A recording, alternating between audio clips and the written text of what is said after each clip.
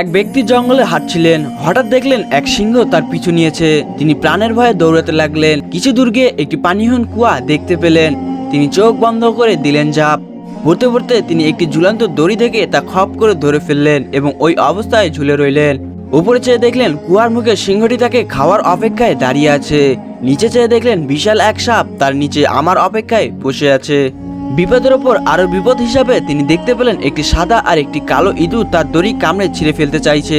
এমন হিমশিম অবস্থায় কি করবেন যখন তিনি বুঝতে পারছিলেন না, তখন হঠাৎ তার সামনে কুয়ার সাথে লাগানো গাছে একটি মৌচাক দেখতে পেলেন।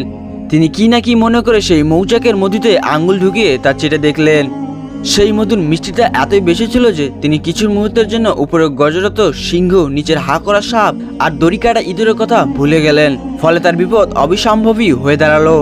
এই গল্প থেকে এটাই বোঝা যায় যে এই সিংহটি হচ্ছে আমাদের মৃত্যু, যে সর্বক্ষণ আমাদের তাড়িয়ে বেড়াচ্ছে।